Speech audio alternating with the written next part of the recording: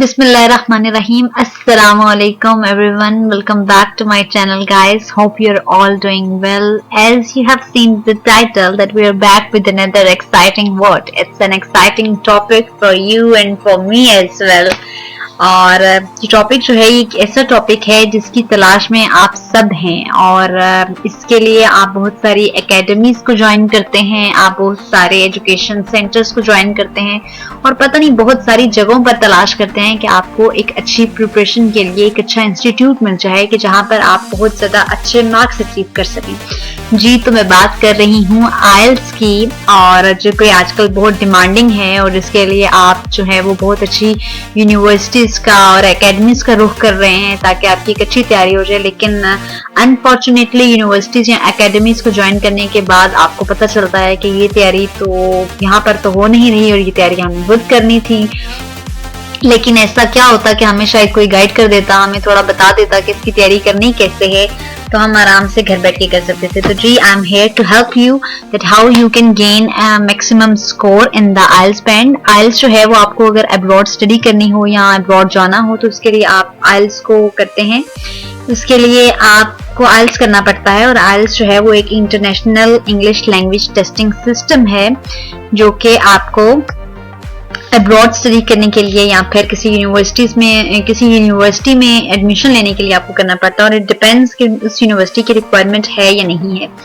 तो उसमें आपको आइल्स में होता क्या है कि आइल्स में आप पहले जाते हैं किसी एकेडमी के लिए पास जाते हैं, वो आपसे कहते हैं जी हम आपको आइल्स की बहुत अच्छी तैयारी करवाएंगे, उसके लिए आपको 22-25,000 फीस पे करनी होगी। हर यूनिवर्सिटी की, हर एकेडमी की अपनी डिमांड होती है। बजाय इसके कि आप यूनिवर्सिटी या एकेडमी को ज्वाइन करें, what you have to do is just to make sure to watch this video and watch the upcoming videos जो कि इससे रिलेटेड होने वाली हैं। तो आइल्स के बारे में इसका मॉड्यूल है। अभी मैं इस वीडियो में सिर्फ ओवरव्यू डिस्कस करूंगी और इस ओवरव्यू के बारे में यह है कि इसके दो तरह के होते हैं, एक एकेडमिक होता है और एक जनरल होता है। या फिर आप आसान लफ्जों में कह लें कि कुछ कंप्यूटराइज भी होते हैं और पेपर बेस्ड भी होते हैं। और कंप्यूटराइज में अगर आपके कंप्यूटर की टाइपिंग की स्पीड आपकी अच्छी है तो आप कंप्यूटर को चूज करते हैं, और अगर आप पेपर बेस्ड, अगर आप अपने सामने एक पेपर पढ़ा है और उसके सामने रीड करके सॉल्व करना चाहते हैं तो it's all up to you. और जनरल और एकेडमिक की आगे से इसी तरह की कैटेगरीज हैं, इसको हम फर्दर स्टडी करेंगे। लेकिन अभी हम कॉमन सिर्फ ओवरव्यू देख रहे हैं कि इसमें होगा क्या और होता क्या है और कितने मिनट्स का होता है और कैसे सॉल्व किया जाता है इसको।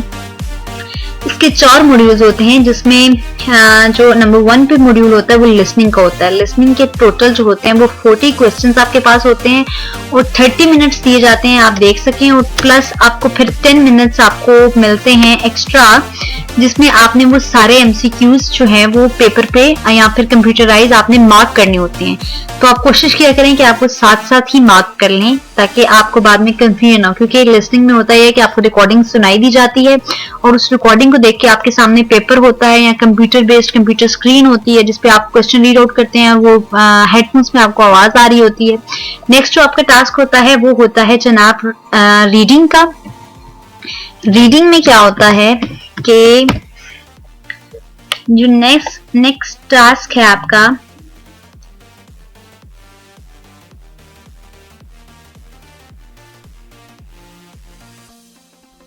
मैं इसको थोड़ा बोल्ड कर देती हूँ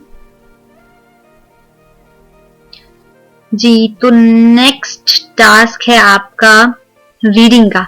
रीडिंग में भी आपको टोटल जो है आपके पास 40 ही क्वेश्चंस होते हैं और ये 40 क्वेश्चंस बेसिकली, ये जो 40 क्वेश्चंस होते हैं ये किस बेस पे होते हैं, 40 क्वेश्चंस होते हैं और इस 40 क्वेश्चंस को आपने सॉल्व करना होता है। और आपके पास एक ही ब्लैंक, ये ब्लैंक्स की फॉर्म में भी हो सकते हैं, ये चूज द करेक्ट आंसर की फॉर्म में भी हो सकते हैं। इसके लिए जो आपके पास टाइम रिक्वायर होता है वो टोटल होता है जी आपके पास 60 मिनट्स दिए जाते हैं। जी हाँ, आपने बिल्कुल ठीक सुना है, आपको 16 मिनट्स जो है वो रिक्वायर होते हैं। 60 मिनट्स के अंदर अंदर आपने ये सॉल्व करना होता है। और आप एक दफा अगर इसको आपके हर क्वेश्चन के पास आपका एक्स्ट्रा मार्क्स, जो एक्स्ट्रा मिनट है वो आपको नहीं दिया जाता है, आपको एक ही दफा बहुत ध्यान से करना होता है इसको। उसके बाद आपके पास ये रीडिंग के बाद आपके टास्क आ जाता है, जो नेक्स्ट टास्क है वो होता है राइटिंग का। राइटिंग में आप क्या करते हैं, राइटिंग में आपको 2 टेस्ट टास्क दिए जाते हैं जिसमें एक में आपने रिपोर्ट राइटिंग करनी होती है और एक में आपको ऐसे राइटिंग करना होता है। अब राइटिंग की अगर बात की जाए तो राइटिंग के हवाले से अगर देखा जाए तो राइटिंग में जो रिपोर्ट राइटिंग होती है उसके मार्क्स जो हैं एज कम्पेयर टू एस्से से रिलेट किए जाएं तो वो जरा कम होते हैं और एस्से के मार्क्स ज्यादा होते हैं। और इन ये वर्ड्स पे डिपेंड करता होता है कि आई गेस रिपोर्ट राइटिंग में आपको 150 वर्ड्स लिखने होते हैं और समथिंग लाइक दैट, और जबकि एस्से राइटिंग के अंदर आपको 250 वर्ड्स लिखने होते हैं। अबव लिखते हैं तो इट्स अप टू यू, लेकिन जो 250 वर्ड्स लिखने होते हैं उसमें आपकी ग्रामेटिक मिस्टेक्स नहीं होनी चाहिए, आपका सेंटेंस करेक्शन नहीं होनी चाहिए, मतलब कि सेंटेंस बिल्कुल आपके ठीक हो, सॉरी टू से मिस्टेकनली चेंज कर दिए, आपके सेंटेंस बिल्कुल ठीक हो, आपकी ग्रामेटिक मिस्टेक्स ना हो, और इसके अलावा आपकी कटिंग वगैरह जो है वो इन्वॉल्व ना हो। और आपको ये सारा का सारा पेपर जो है ये अटेम्प्ट करना होता है लेड पेंसिल से। You are not going to write with the ball point, you are not allowed to write with the ball point, ठीक है। और इसमें आपको टोटल मिनट्स जो मिलते हैं इसके आपके होते हैं बेसिकली 2 टास्क, जिसमें एक हो गया रिपोर्ट राइटिंग का और दूसरा हो गया एसे राइटिंग का। और इसके भी आपको जो टोटल मिनट्स दिए जाते हैं वो टोटल मिनट्स होते हैं 60 minutes which is equal to 1 hour. लेकिन अगर आप ये सोचें कि जी आपके पास 1 आवर है और आप 1 आवर में बहुत कुछ कर सकते हैं तो ऐसा बिल्कुल नहीं, क्योंकि वो और ना ही आप इतना टाइम नहीं होता है कि आप किसी दूसरे की तरफ देख सकते हो, ठीक है। इसके बाद आपका जो लास्ट टास्क होता है वो होता है जी स्पीकिंग का। अब स्पीकिंग के अंदर आप क्या करते हैं, लेट मी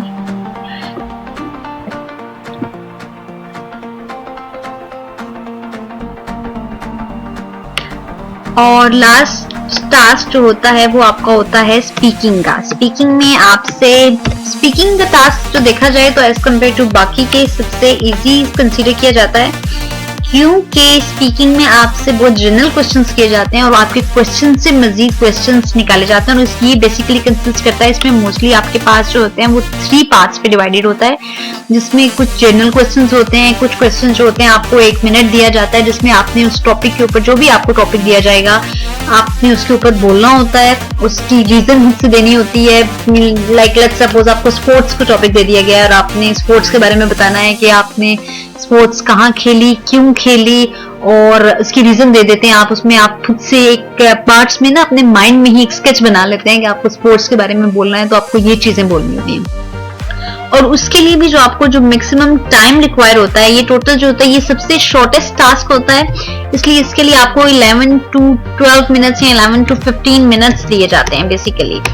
और ये ओवरऑल जो है वो एक आइल्स का स्ट्रक्चर है, जिसको आप फर्दर जो है वो देखेंगे कि लिस्टिंग में कौन कौन से टेस्ट आते हैं या उसकी क्या फॉर्मेटिंग होती है, फॉर्मेट उसका क्या होता है, किस तरह से उसको सॉल्व किया जाता है, रीडिंग के अंदर कैसे क्वेश्चंस कैसे होते हैं और उसके अंदर आप इम्प्रूव कैसे कर सकते हैं, राइटिंग के अंदर आप कैसे इम्प्रूव कर सकते हैं, और स्पीकिंग के अंदर आप कौन सी चीजें करके आप अपनी प्रोनाउंसिएशन आपकी देखी जाती है और आपकी फ्लक्चुएशन देखी जाती है कि आप कितने इजीली जो है ये इसको स्पीक करते हैं। ये थोड़ी सी वीडियो लॉन्ग हो गई है, लेकिन we will back with another upcoming videos जो कि मोर एक्साइटिंग होंगी। और make sure to subscribe and press the bell icon and comment down if you like my video.